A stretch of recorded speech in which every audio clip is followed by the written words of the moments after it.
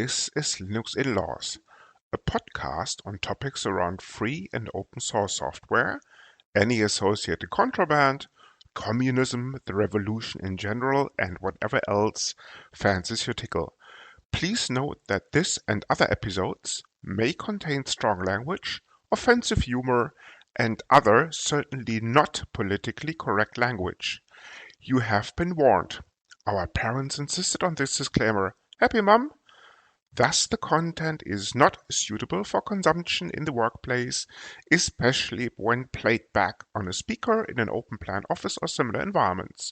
Any minors under the age of 35, or any pets, including fluffy little killer bunnies, your trusted guide dog, unless on speed, and cute T-Rexes or other associated dinosaurs. Welcome to Linux in Laws, Season 1, Episode 95. Martin, it's that time of the year again. How are things? Yeah, I think it's good. Pumpkins are on the way. Exactly. So, how are you preparing for Halloween then? Of course, always. How, Martin? How? Oh, mainly by not opening the door to little children. That sounds scary to me. It is scary. Very scary, these little people that come asking for sweets. Yeah. So, what do you do? Just apart from not opening the door, do you get the tanks in place or something? No, it's pretty simple. Yeah, just pretend you're not in. That's the easiest thing to do. I mean, this is the oldest trick in the book, no? You see, this is the beauty What about yourself? Yeah, I was just about to say the beauty of living in an apartment complex. Basically, you have to get through the main door first. So the sets of doors to get through. Well, actually, two doors, not two sets of doors, but two doors. But once you're in there, you got a big audience. Well, you can try the individual apartment doors, yes, but that's as far as it gets.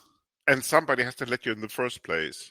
Mm-hmm. Plus the fact I reckon that Halloween is catching on here in Germany, but I reckon in comparison to the UK and never mind the US and Ireland, the festivity as such still pales, as in the popularity of that festivity still pales in comparison. I mean, it's more like a pub thing here in Germany, I suppose. So places like restaurants, tag it onto that. Just a bit. Have a pumpkin with you. Well, Oktoberfest basically means that you have tents with crazy people exactly going into these tents and drinking lots and lots of beer. But Halloween would be an existing pub would be made up with cobwebs, spiderwebs, pumpkins, and all the rest of it. Right. As in, some. As I said, I mean, I reckon in the last 5 years, people started to trick or treat, but in comparison, I reckon to the stuff that I've been exposed to in the UK and especially Ireland when I was living there, that's really still pales. I'm sure. Yeah, I mean, even over here, right? It's an American import. You see, it's similar to Christmas in the Netherlands, for example. That's also been a media expedition rather than. I mean, you know whom the Americans stole it from, right? Because the Americans didn't invent it as such. Well, they are quite a young nation, yeah. Well, true. It actually, probably some pagan ritual coming from the Celts or something. You're spot on, Mr. Visser. Yes, absolutely. No, I mean seriously. The Celts invented it, and it had a high time actually a couple of centuries back in Ireland when it was actually, and this is what the Americans simply borrowed, when it was used to say thank you for the harvest. And this whole business of dressing up and the scary stuff, which nicely leads us to the topics of today's episode, came later. Dressing up. Also, why are we talking about dressing up? No, we're talking about scary things in a moment. Anyway. Well, that could be you dressed up, but thank you. I would like to return the compliment. You're welcome. Martin, that's the reason actually why we're doing a non-video podcast, right? As in us talking only. As usual. Very sensible. Indeed, very much so. Because otherwise, I reckon we would lose our last two listeners, which is probably not a good idea in the terms of the upcoming monetization about 40 years time or something like that. Anyway, okay, on to today's subject. So let's talk about the scariest moments in FLOSS history, because if that happens, that will be our today's topic for this for this Halloween episode, followed by, of course, as it is tradition of the last couple of years since we invented this format, Martin and myself, all these years back, by a new episode of the Dark Side, as in Dark Side Tech Support. People, I know you have been waiting for this, and unfortunately, it only happens these days, only once per year, but rest assured, at the end of this episode, there will be Dark Side. Again, supporting technology. And if the script that I've seen is anything to go by, brace yourself. Script? Oh, script, yes. Yeah, somebody writes this, I think. No, we don't normally write episodes, but yeah. No, but obviously we do for the Dark Side sketches. Yes, we do. Yes, occasionally that is anyway. Yes. Yeah. But before we get to that sketch, let's tackle the scariest moments in FLOSS history. You want to scariest start people, us off? Right? What about the scariest people? Scariest moments, scariest people, anything goes, Mark. Okay. You want to start us off? Yeah, sure. I mean, there's obviously a couple of things that were fairly scary around about 8 years ago. When was it? Anyway, something along those lines. And we had some, let's say, interesting bugs in some open source code, right, which led to some serious vulnerabilities. A couple of things come to mind, but I don't want to steal your thunder. Well, one of them is, of course, Heartbleed. Very topical for Halloween. I can recall seeing an XKCD comic about a huge building almost toppling because there was some tiny support. What's the word for? Bar, exactly. There was a tiny bar in place supporting this whole huge building. And of course, the building being the internet, and the bug referring to some lone supporting, not paid supporter of this code base, apparently residing in Nebraska or something, of all places. Things maybe not. I thought there were 2 of them, but yeah, they weren't. So they weren't doing it full time, right? So, Martin, of course, there was also a website, if I'm completely mistaken. What was Heartbleed all about? If the whole of the internet rests on this,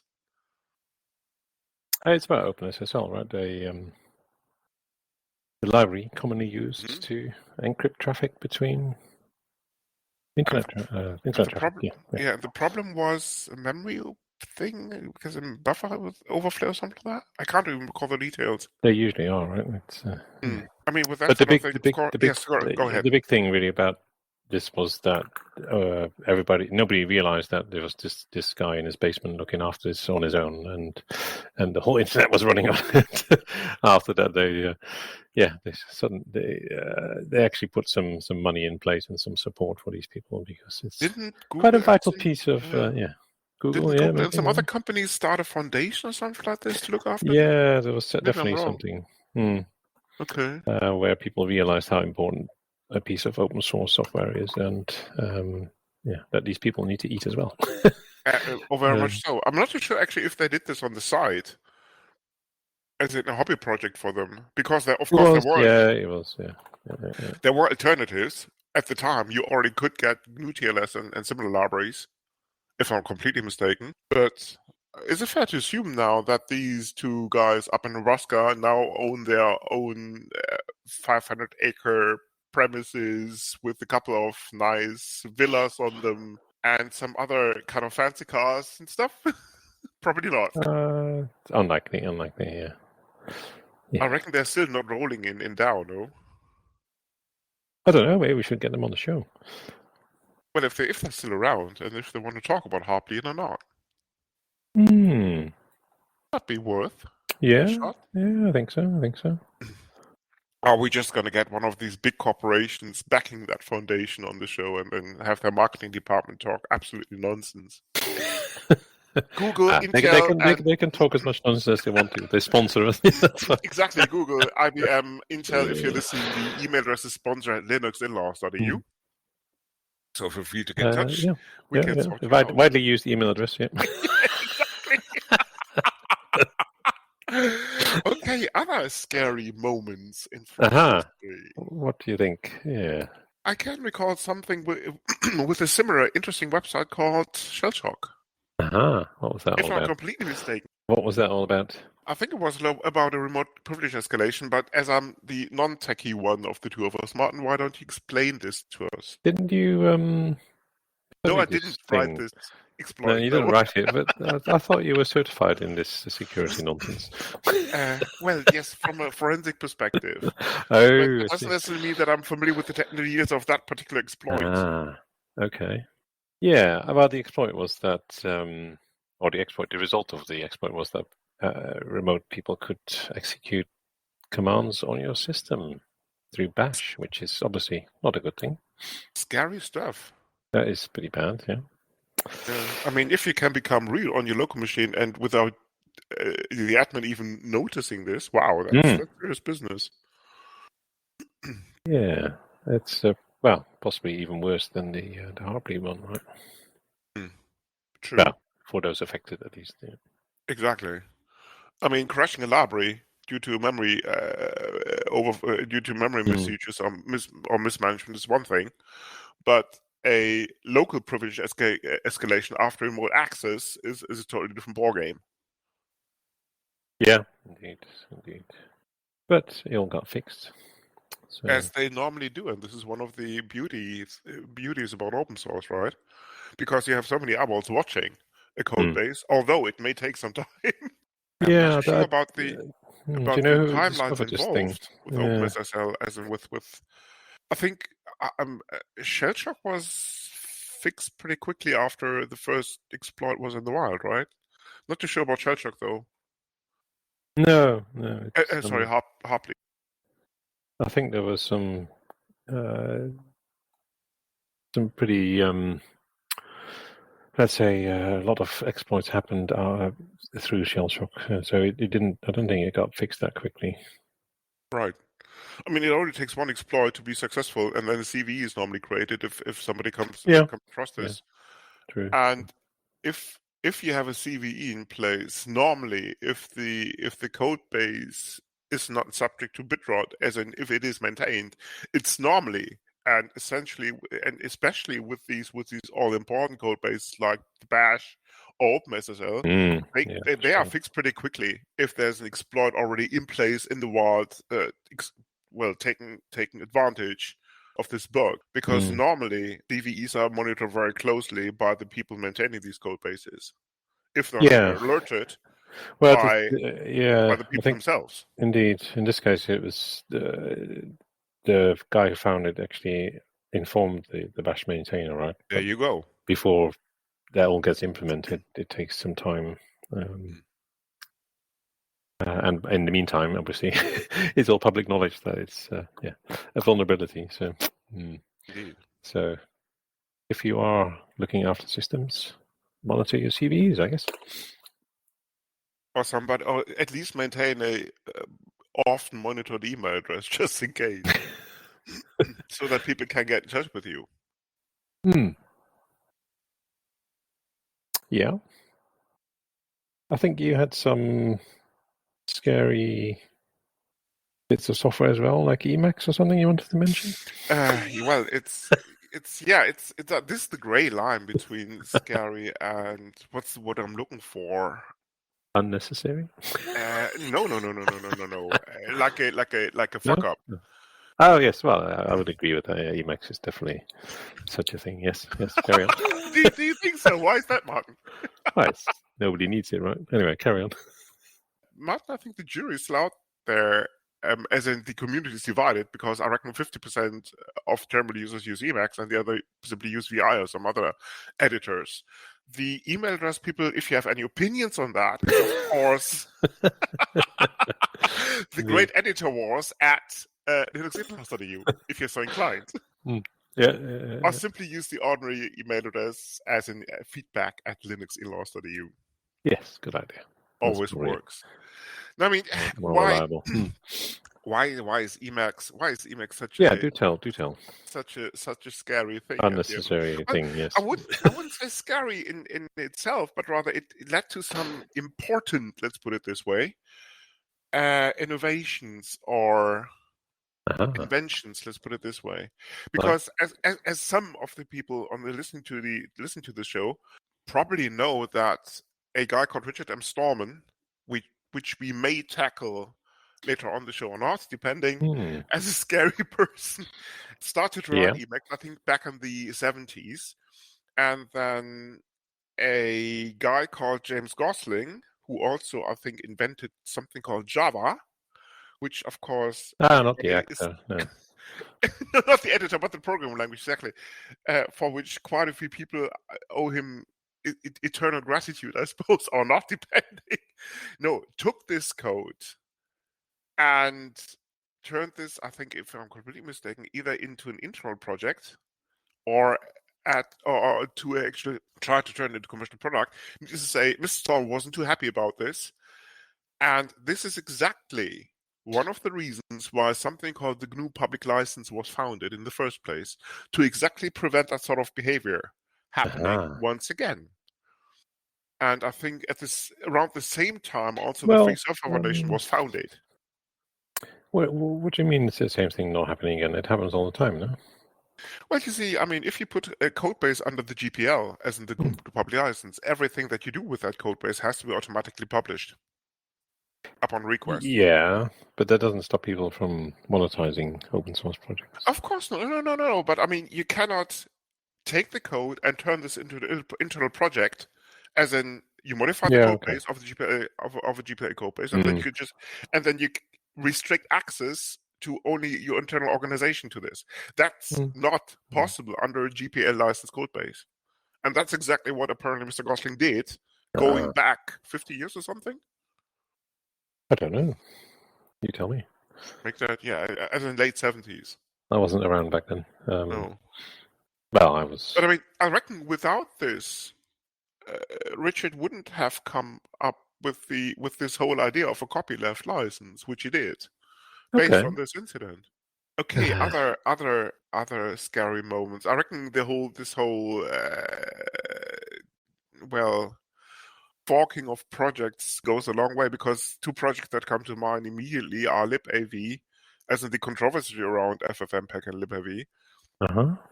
About which controversy is this? I was just about to explain. Okay. To explain this. Excellent.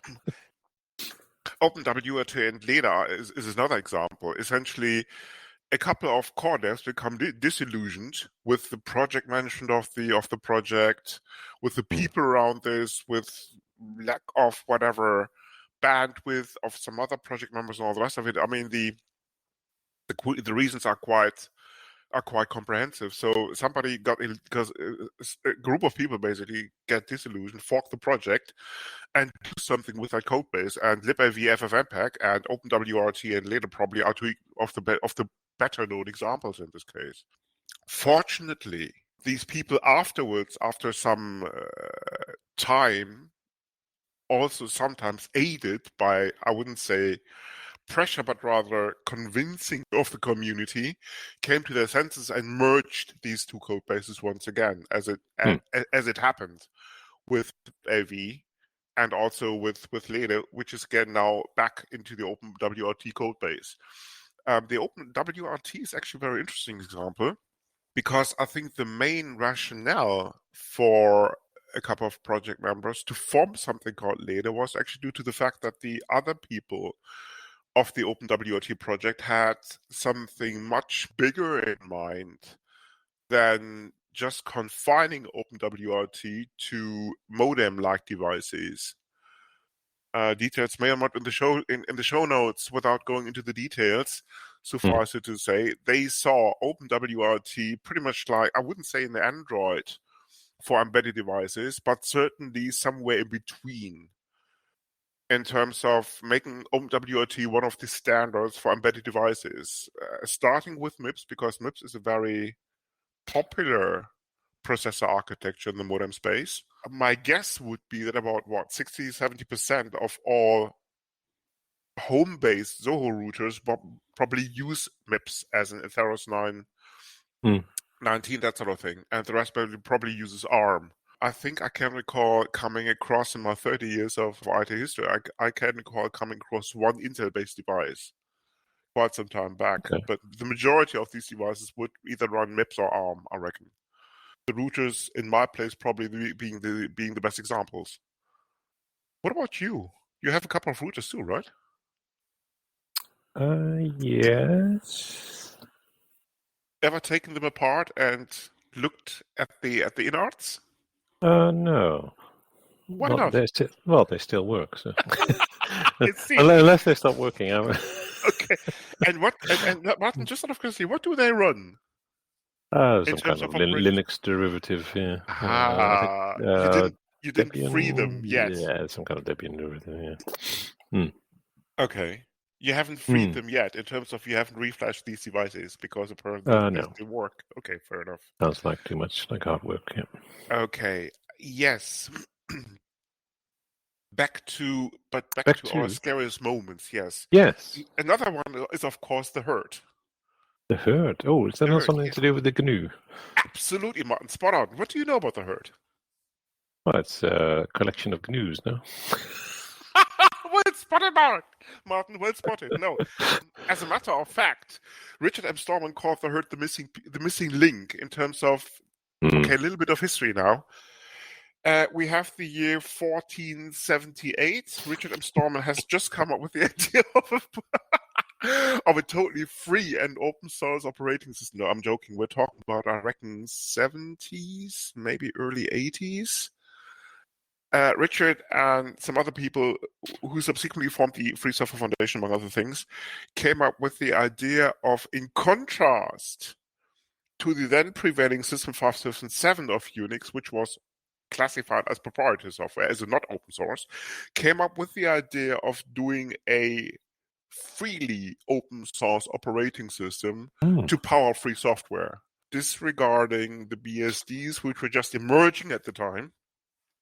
So they started to implement many parts of the typical Unix ecosystem slash userland, like shells, like utilities, like text formatting software in terms of troughing something, and all the stuff that you need running on top of your kernel to form an operating system. Now, what was missing at this stage was actually the kernel itself. So the FSF, in particular the GNU project, came up with this idea of starting to work on this missing piece, I think, mid-80s, and that was known then, and the project name was actually HURD, HURAD.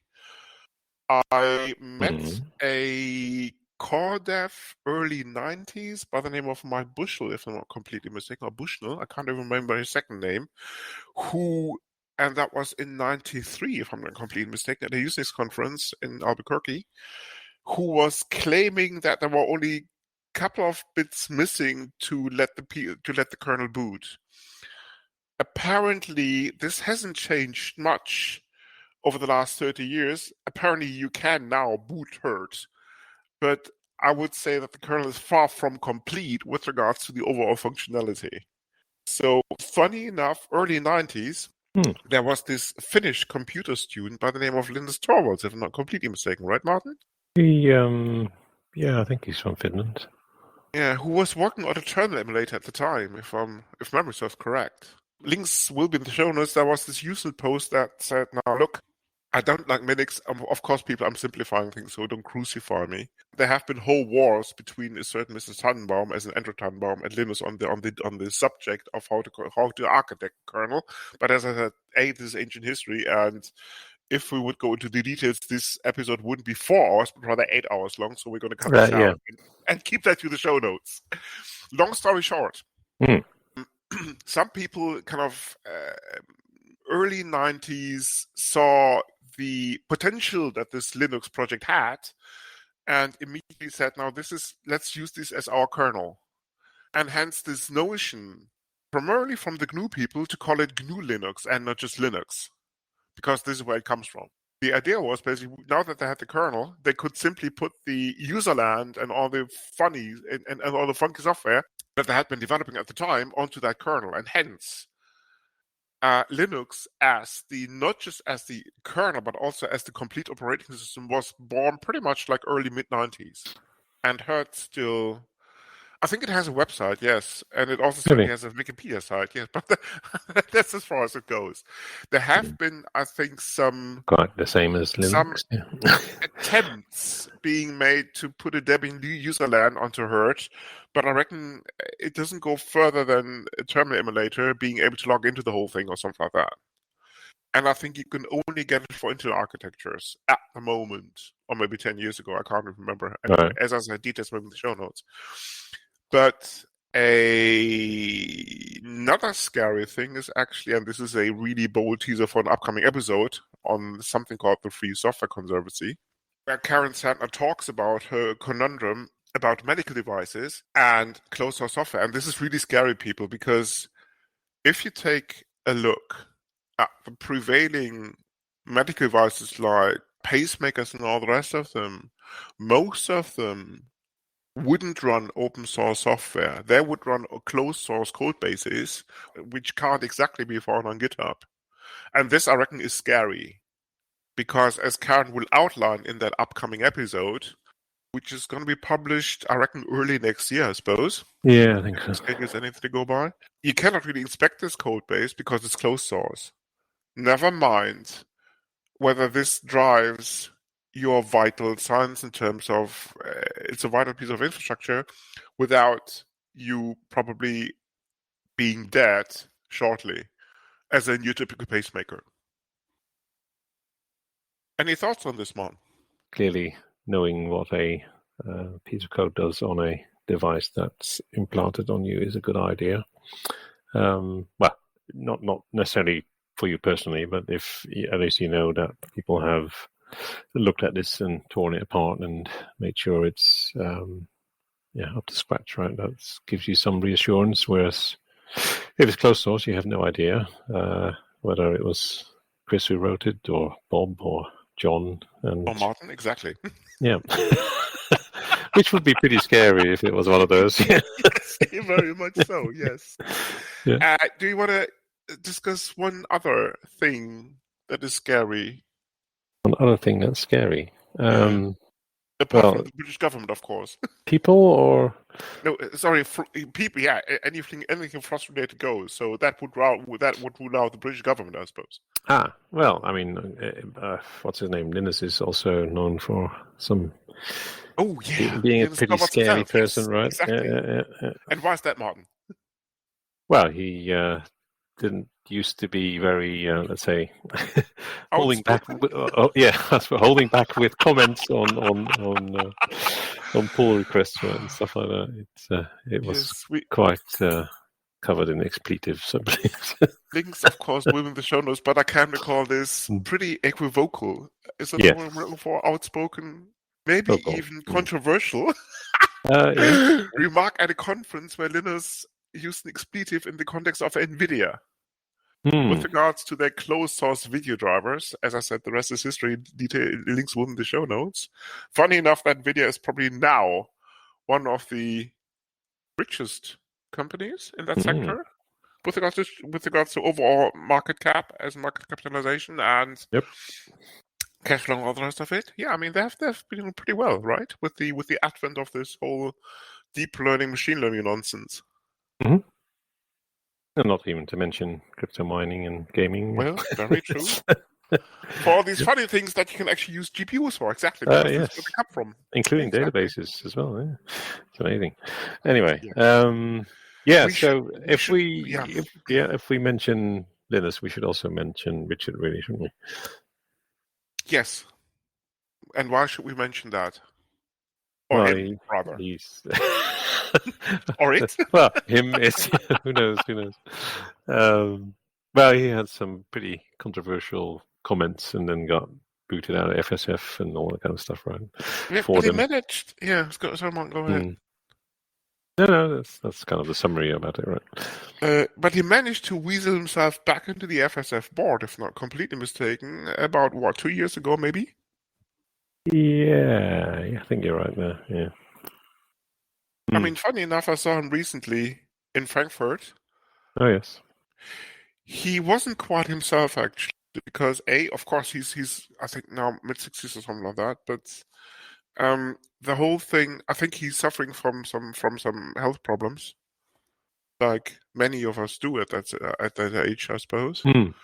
But he was, in comparison to I saw him the last time around in terms of live on the stage about 10 years ago, maybe slightly less.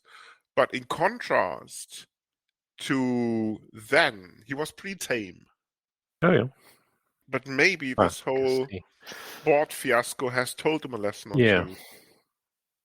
So, Martin, there's good news for us. Apparently, even given old age, you can still learn. I don't know. Speak for Well, he yourself. can. I'm not old. So I deny everything yet. Oh, Mom. What's what I'm looking for? A dream on, Mr. Fish. Exactly. Uh-huh.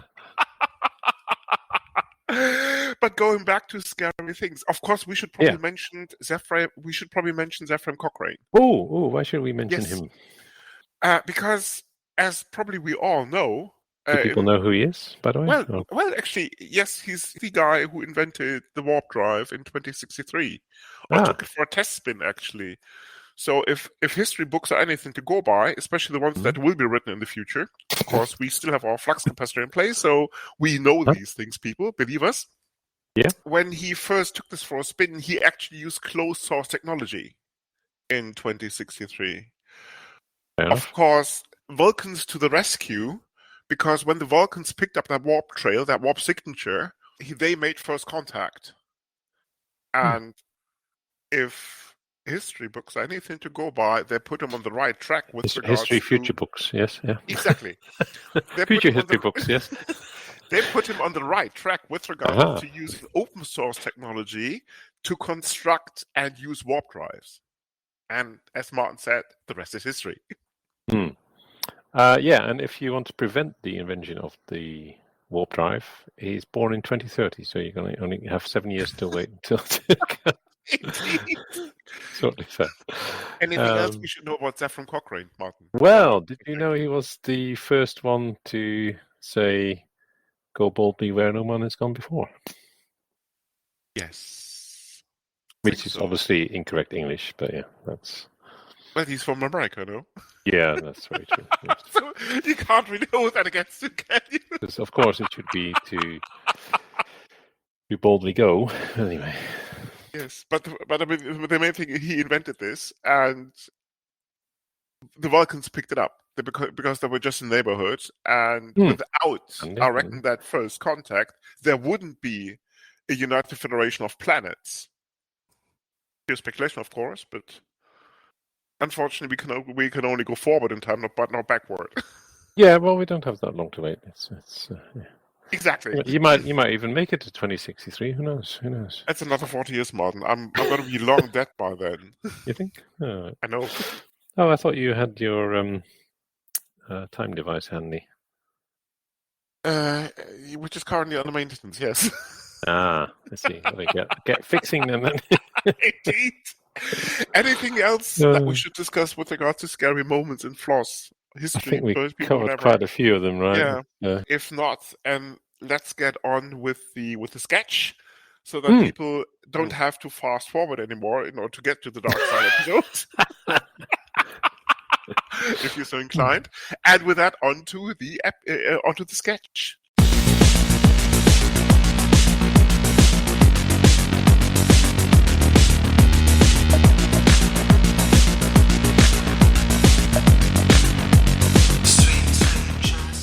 Hello, this is the Dark Side. Tech support. How may I help you? I need my laptop being locked or, even better, erased from a distance. So what's your support account number? 666-969666. That's 666, 3 times 69 and 666. Correct. Okay, it says here, premium account, platinum status, group support contract for lower deities. Treat with VIP respect. Man, you must be important. Us first-liners don't get that many calls from you folks. Most of these calls are routed directly to our VIP support line. Why didn't you call that number, by the way? Because I want to keep a low profile. Can we just get on with it? Of course. But given your divine powers, the question begs, why didn't you simply destroy the laptop with some lightning? Or something else, and then simply recreate the machine? If you can give and take a life, doing that should be a walk in the park, right? Because there has been a glitch that caused a temporary downtime of these powers. Care to elaborate?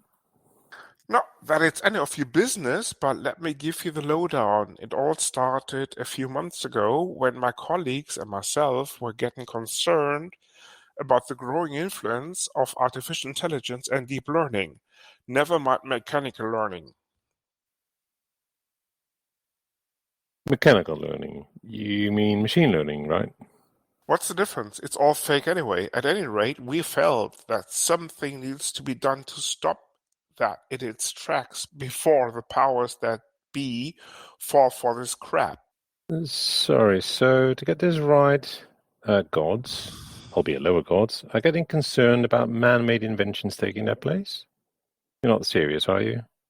You invented this fucking show after all in the first place. And you're afraid of some piece of software taking your place. Jesus! Sorry about the pun. What rock have you been living under for the last couple of months? Don't you remember the July of 23 when both the writers and the actors guilds took to the streets in protest of exactly that issue? Now, that combination is pretty close to religion, as most of Hollywood's producers will be more than happy to tell you. And the money thing was just a pretext to get the media interested. The rest is history anyway. Is it? As I indeed seem to have been living under a rock in that regard. What exactly happened? As I said, the guild and its members weren't too happy about where this seemed to be going. Hang on. So you mean there's a union of gods in place? On a divine level? You must be joking. If you don't like something, just change it. At the end of the day, you're gods. After all. If it only was that simple. Are you religious by any chance? Are you serious? I work in IT. Okay, I rest my case. Let me fill you in that case.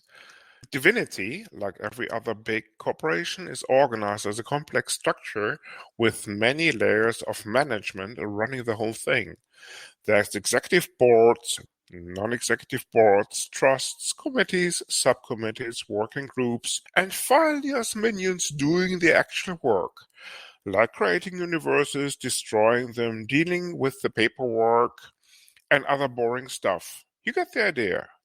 So if you want to change something, you better make sure that A, do it by the book, B, if you don't want to, can't bribe the right folk, you have a majority in place at the higher echelons backing you up, or this whole thing is a stillborn.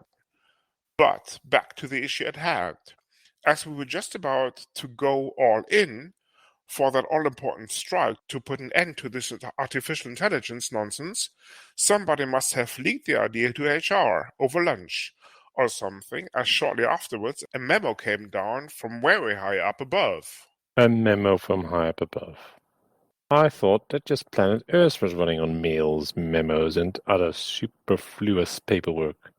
Is it really that bad running the universe? You have no idea. Anyways, as soon as HR got wind of it, the shit really hit the fan.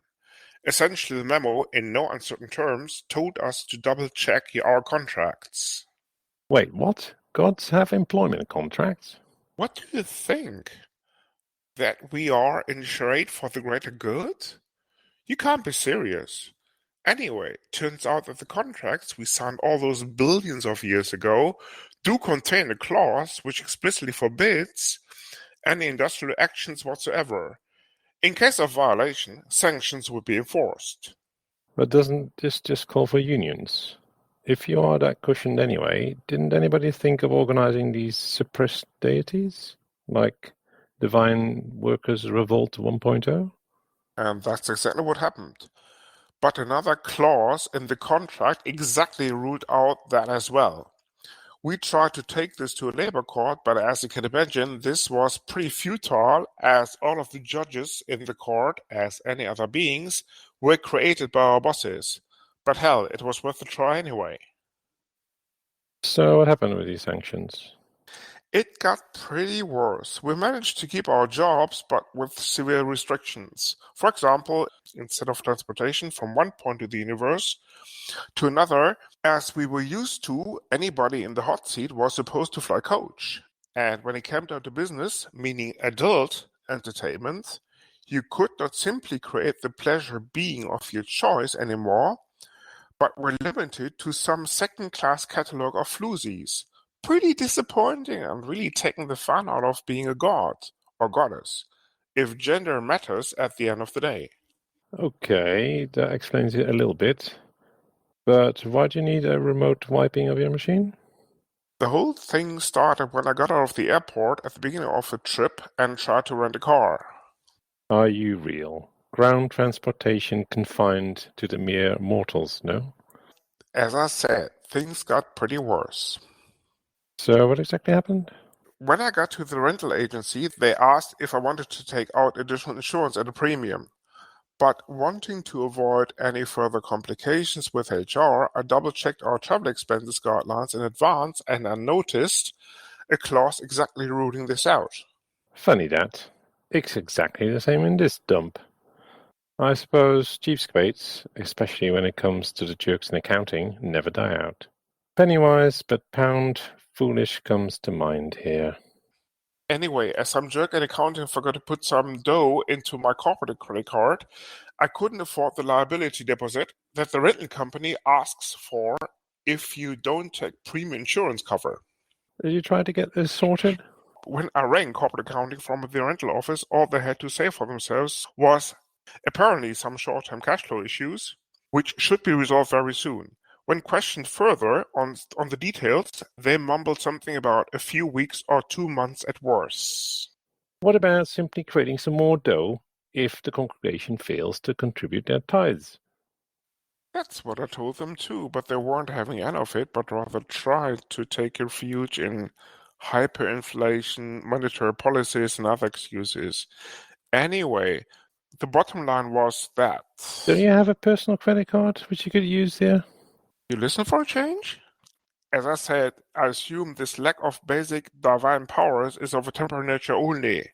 Why should I bother with a personal credit card and its expenses when I hope to be off to the races pretty soon anyway? But you're calling the accounting people cheapskates. Surely you're joking, my lord. Don't get cheeky. Long story short, as a rental car wasn't an option anymore, I had to find an alternative means of transport if I wanted to be even near making that schedule, which had been planned elaborately before the trip. Turns out that the group from the competition was just standing next to me trying to rent a car as well. Competition? You know, devil worshippers. I think a more politically correct denomination would be Satanists, but I couldn't care less about this PC bullshit. Anyway, turns out they were pretty much heading in the same direction as I was, so I asked them for a ride. Did you introduce yourself? Or did you keep your exact nature to yourself? Do you think I'm that stupid? I told them something about the traveling salesman, which isn't that far from the truth given the profits and all, on his last straw by trying to make a deadline, and they really fell for this one. Little did I know what was in store for me. Why? What happened? Turns out the beloved competition were hellbound, pardon the pun, on heading for some of my favorite recreational substances.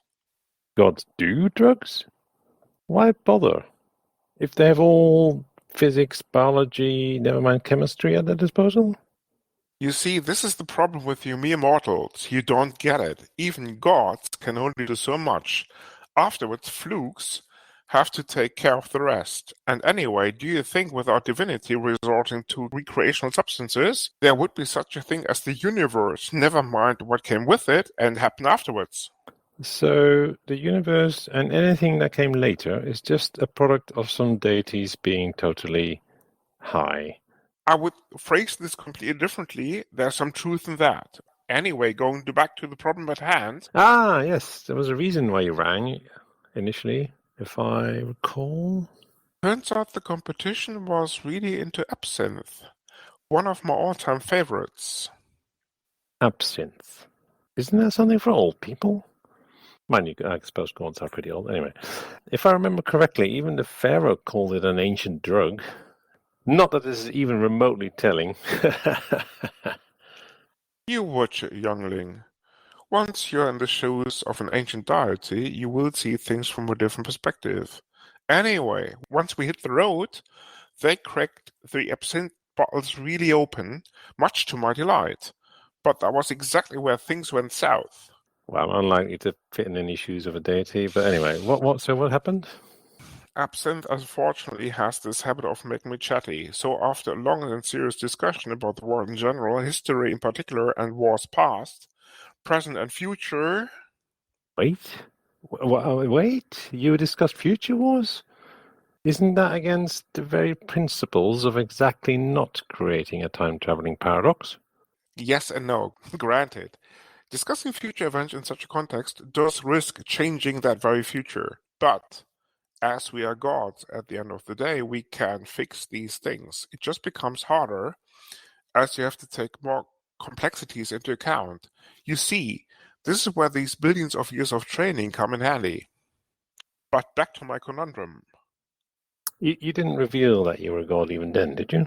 Now, that would be a violation of the Prime Directive, wouldn't it? Which is never, ever disclose your true identity, never mind whether to a human, the competition, a politician, or some other scum. Other valued members of society. So you literally saved the day. Well, somewhat, as the effects of absinthe took hold of me more and more. They must have sussed that I wasn't your ordinary run-of-the-mill salesperson, but rather a loaded one with lots of items which had the possibility of immediate monetization. So once I crossed the threshold from mere rambling to incoherent babbling, they must have dumped me in a ditch alongside the road. But just me, and not any of my possessions, as I woke up in a dump where some road cleaning crew clearly must have left me after picking me up from the ditch. So that laptop is still with them, and that's why I need a remote lock, or even better, a factory reset from a distance. May I ask about the exact nature of this laptop's content? Nothing too serious, like the plans for the outer galaxy for the next 20 billion of years with regards to business expansion and preempting the competition. What? Satanists are universal? I thought they were just a nuisance on this planet. Anyway, did you hint at any of this when you talked to them at increasing levels of intoxication, perhaps? Of course not. That would have simply given away my identity, no? Anyway, when asked about my line of business, I just told them that I was in corporate finance, looking after expanding the business on a global level, which is not that far from the truth. Only that the level is somewhat universal, quite literally, the universe in fact. This must have rang some of their bells, though, as they became quite interested in the details afterwards. I suppose that's the main reason for them going after that laptop, trying to suss out what global expansion is all about and how to make a quick buck from it. We truly apologize to any Satanists listening to this podcast. Apparently that one slipped through censors, which are part of the post-production team. No, they're everywhere. Where there's divinity, there's the anticlimax. You see, it's all about yin-yang and this other illiquid bullshit. Again, we apologize for the political incorrectness of these remarks. Apparently, there's room for optimization in the content production department as well.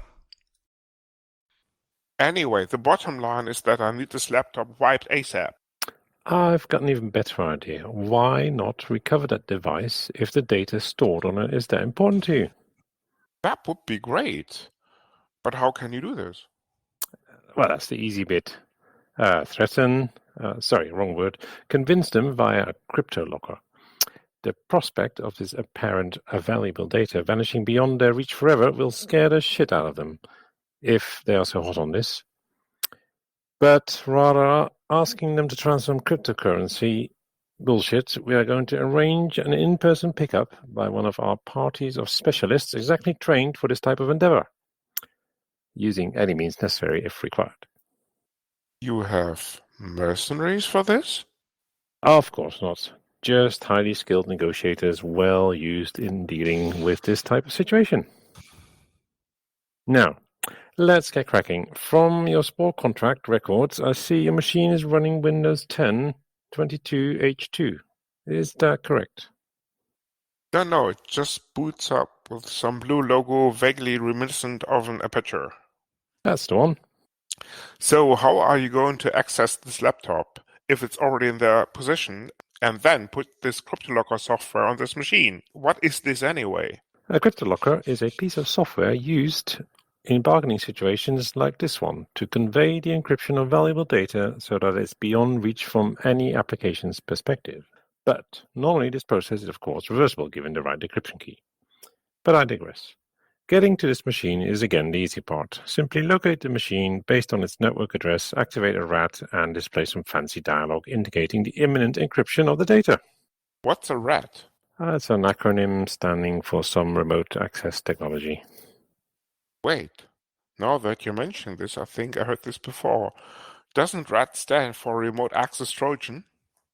We prefer the term remote access trusted, as we trust this software as we wouldn't use it otherwise.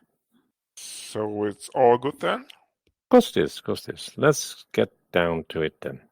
First of all, let's locate the machine. Done. By the looks of it, your newly found friends are already gambling on their future earnings as the laptop seems to be located in a neighborhood of, shall we say, ambiguous reputation? According to its GIP data. What do you mean? Do you know what negotiable affection refers to? Should I? To put it in layman's terms, this reversed to carnal services rendered purely on a commercial, i.e. monetary basis. You mean they hooked up with hookers? That's one way of putting it.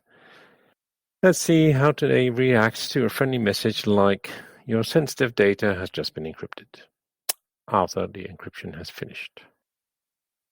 Yep, that's what I thought. Just expletives of the worst kind. Like what? In polite terms, they just told me to go where apparently their deity of choice resides. You're speaking in riddles. That's all part of the contract. Anyway, they're Satanists, remember? They told you to go to hell? Yeah, that pretty much sums it up. And now what? Well, let me teach them a lesson they won't forget anytime soon. After all, my role model is the BOFH. BOFH? Bastard operator from hell. Which is, by sheer coincidence, where they want me to be anyway. Done. What is done? I just killed that global window manager process, which leaves them with an ancient command line interpreter called cmd.exe on that version of Windows, if I'm not completely mistaken. Yep, they seem to be stranded. You can see all this from far? You see, I'm not called tech support for no reason. Now, a final quick message with the desired amount and, much more importantly, the delivery instructions for this fee so that the guys can retrieve your machine as explained. Should only be a matter of days now. Quick question, assuming that you won't get your divine powers back anytime soon, do you at least have a cell phone? Sure.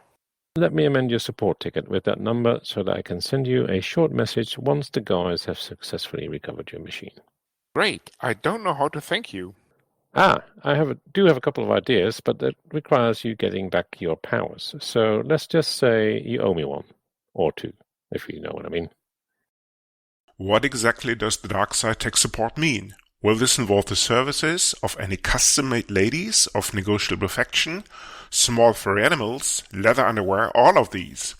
Stay tuned for a future episode where all of this may or may not be revealed when you hear these magic words. This is the dark side tech support. How may I help you?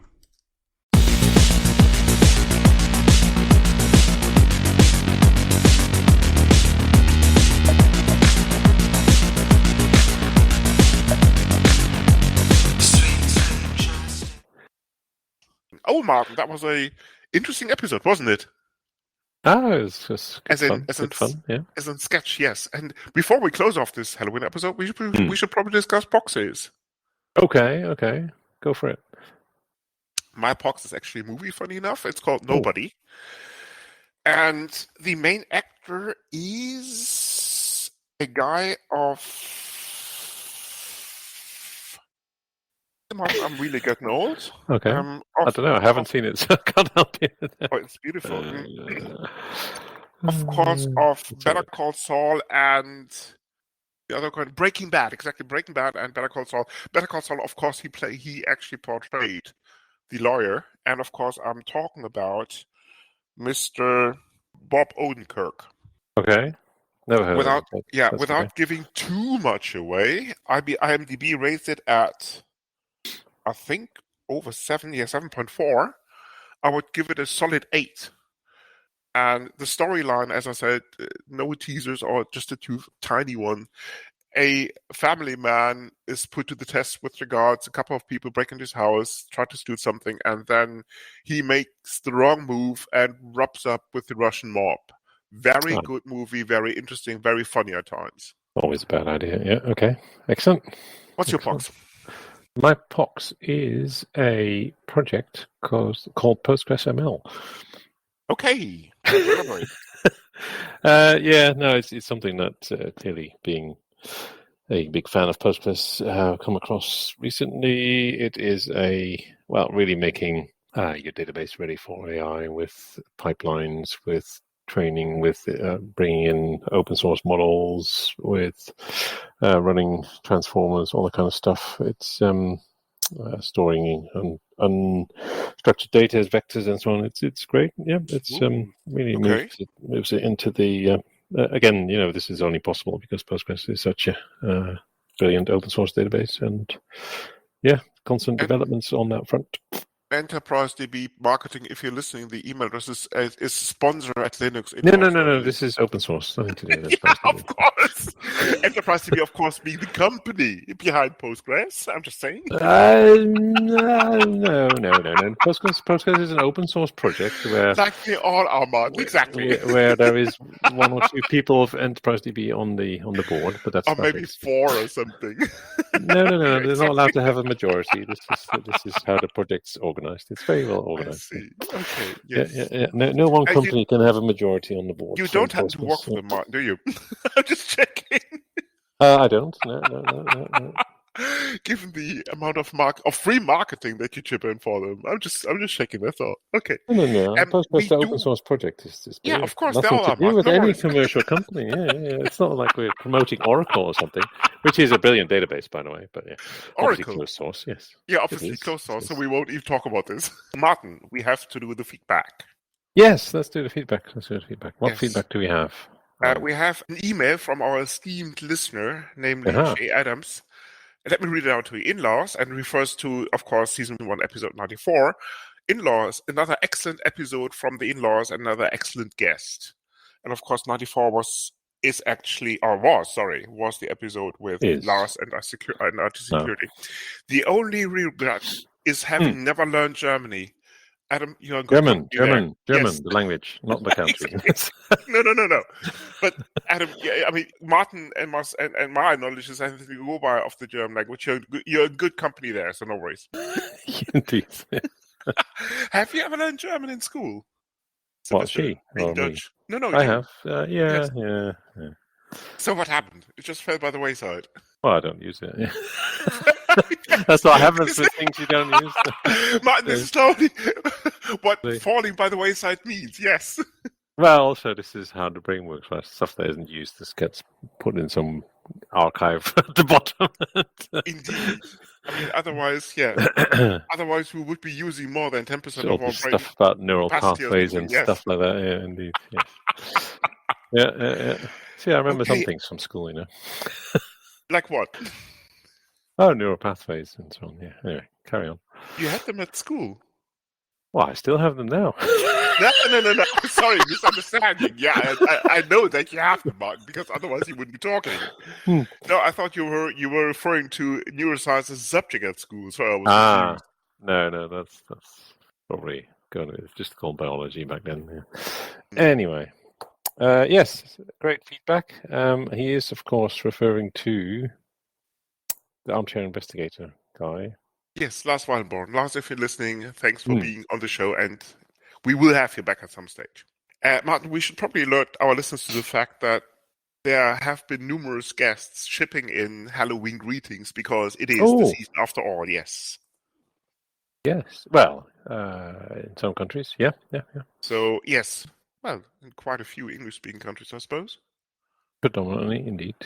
So, yeah, quite a few luminaries have sent in season greetings, so enjoy, because they will be coming up very shortly. And with that, thank you for listening, and see you soon. Happy Halloween. Happy Halloween. And I want to wish everybody Happy Halloween, hon. Happy Halloween. Happy Halloween. Happy Halloween. Happy Halloween. Happy Halloween. Happy Halloween. Happy Halloween.